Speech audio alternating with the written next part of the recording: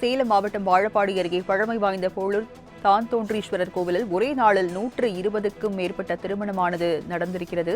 அதனை அண்மை செய்தியாக நாம் பார்க்கிறோம்.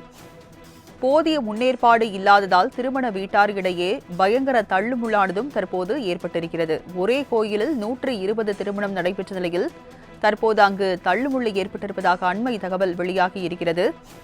விவரங்களை செய்தியாளர் சந்தானம் வழங்க கேட்கலாம். சந்தானம், ஒரே கோயில 120 திருமணம் நடைபெற்றிருக்கிறது. போதிய ஏற்பாடுகள்லாம் செய்யப்படலையா?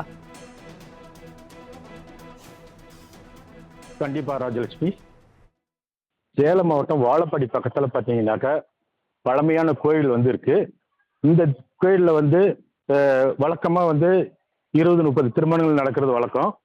இன்னைக்கு பாத்தீங்கன்னா கடைசி வளர்பிற முகூர்த்தன்றதுனால பல்வேறு பகுதியில இருந்து ஏராளமான திருமண தம்பதிகள் இங்க தாலி கட்டிட்டு போறாங்க.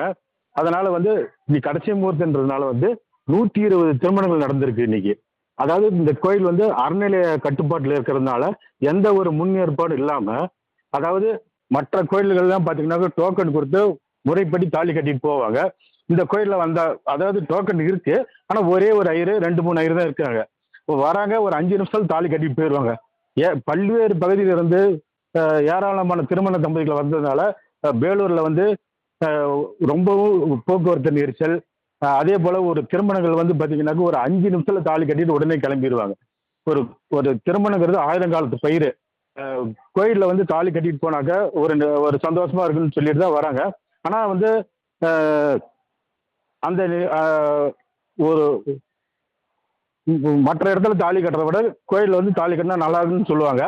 அந்த ஒரு திருப்தி இல்லாம ஏதோ ஒரு சாங்கியத்துக்கு கட்டிட்டு போற மாதிரியும் ஒரு தள்ளு முள்ளு. அது 120 கல்யாணங்கிறது பாத்தீங்கன்னா விடிகாலம் அதிகாலை 3:30 மணில இருந்து 6 மணிக்குள்ளார கட்டணும்னு சொல்றாங்க. அது 120 திருமணங்கள் எப்படி நடத்த முடியுதுல? ஒரு கல்யாணம் 5 நிமிஷத்துல முடிக்கிறாங்க. எந்த ஒரு முன் ஏற்பாடு இல்லாதனால திருமண தம்பதிகள் ரொம்ப சிரமத்துக்கு ஆளாகிறாங்க. அறநிலையத்துறை இதுக்கு முறையான டோக்கன் வழங்கி பொதுமக்களுக்கும் போதிய ஏற்பாடுகள்லாம் செஞ்சு கொடுத்து நல்ல முறையில் திருமணம் நடந்தால் நல்லா இருக்குன்னு சொல்லி பொதுமக்கள் கேட்டுக்கிறாங்க. ராஜலட்சுமி, விவரங்களை வழங்கியதற்கு நன்றி சந்தானம்.